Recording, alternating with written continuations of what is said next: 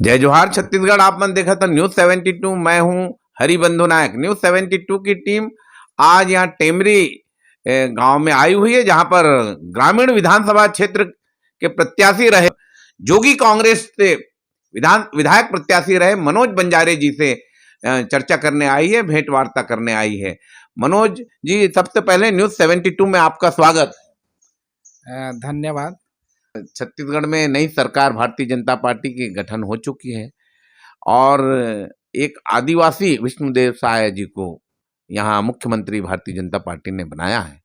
आप क्या कहना चाहेंगे? थोड़ा अपने विचार खुलकर रखिए। सबसे पहले तो मैं उनको बहुत बहुत बधाई देना चाहूँगा, आदरणीय मुख्यमंत्री जी को। और दूसरा चीज़ ये कहना चाहूँगा कि छत्तीसगढ़ महापुरुषों का प्रदेश है और मैं समझता हूँ एक बार नरेंद्र मोदी जी ने जैसे आदिवासी पर विश्वास किया है तो उन पे उनको खरा उतरना चाहिए। प्रदेश में बहुत काम करना बाकी है और मैं शुरू से ही कहता हूँ कि शुरुआत से ही शुरू करना पड़ेगा, क्योंकि हमारा प्रदेश बहुत पिछड़ा हुआ है। तो मैं समझता हूँ कि बहुत बड़ी जिम्मेदारी है हमारे मुख्यमंत्री जी के ऊपर, तो उनको समरसता, समानता और संविधान के हिसाब से बिल्कुल चलना चाहिए और इस प्रदेश को बहुत आगे और बहुत ही आगे ले जाने की आवश्यकता है। आप ग्रामीण विधानसभा क्षेत्र काफी बड़ा रहा, विधानसभा चुनाव आप लड़े हैं, क्षेत्र के जो आपसे जुड़े रहे जोगी कांग्रेस के लोग और क्षेत्र की जनता के लिए क्या संदेश है? कैसा आपको सहयोग मिला? क्या कहना चाहेंगे आप? इस क्षेत्र की जनता को मैं सबसे पहले तो मैं सादर नमन करूंगा और उनके जो आदेश है उनको एकदम तहे दिल से स्वीकार है। और इस क्षेत्र बहुत बड़ा क्षेत्र है, चूँकि रायपुर ग्रामीण हमने तो 4-5 जगह जा भी नहीं पाए, जो हमारे पहुँच से मतलब बाहर था। बाद में पता चला कि ये भी हमारे क्षेत्र में आता है, तो इतना बड़ा क्षेत्र भी नहीं रहना चाहिए। और मैं चाहूँगा कि अगला चुनाव हो तो परिसीमन नया हो और नए स्तर से हो, छोटा-छोटा विधानसभा बने, क्योंकि छत्तीसगढ़ प्रदेश लगभग अभी फिलहाल गरीबों का प्रदेश है ऐसा मानने चले, और इसमें राष्ट्रीय पार्टी ही कवर कर पाया जिस हिसाब से बड़ा-बड़ा विधानसभा है। तो हम लोग छोटे लोग हैं तो थोड़ा-सा दायरा भी बढ़ा नहीं पा रहे हैं, तो बिल्कुल जो है ना बहुत बड़ा क्षेत्र है। और विकास अगर बोले तो आज जीवन शैली बहुत दूभर है, तो उसमें हम लोग हमेशा बोल रहे थे कि आधुनिकीकरण हमको चाहिए, विश्व स्तर की व्यवस्था चाहिए।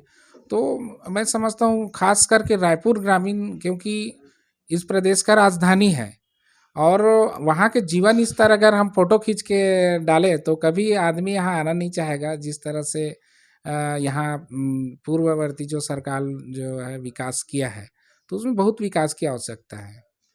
अभी कुछ दिनों के बाद गुरु घासीदास जयंती छत्तीसगढ़ में मनाई जाएगी।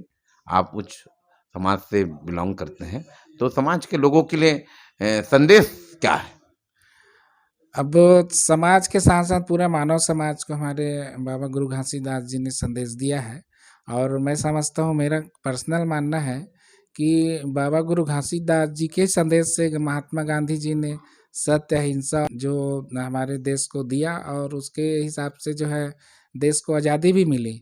और समरसता और मन के एक समान का जो संदेश है वही तो हमारा संविधान है, वही हमारा समानता है, वही हमारा संदेश है। तो मैं सबको सबसे पहले गुरु घासीदास जी जयंती पर्व का सबको शुभकामना देता हूँ। और भैया जो हमार सरकार है, हमार आए हैं आदरणीय विष्णुदेव साय जी, ओला में बिल्कुल बाबा जी के रास्ता में चले के ओकर समरसता और समानता के जो अधिकार है ओला चलाए के लिए मैं बिल्कुल आग्रह करूँ, निवेदन करूँ और पूरा प्रदेशवासी में बहुत शुभकामना देता हूँ गुरु घासीदास जयंती के। ये रहे थे मनोज बंजारे जी को, और सुन रहे थे वो जोगी कांग्रेस से ग्रामीण विधानसभा क्षेत्र से प्रत्याशी बनाए गए थे। काफ़ी युवाओं का उनको सहयोग मिला और आगे भी ग्रामीण अंचल में युवाओं के बीच जाकर, माता बहनों के बीच जाकर सेवा करने की बात कही और गुरु घासीदास जी के संदेश को जन जन तक पहुंचाने की अपील की है।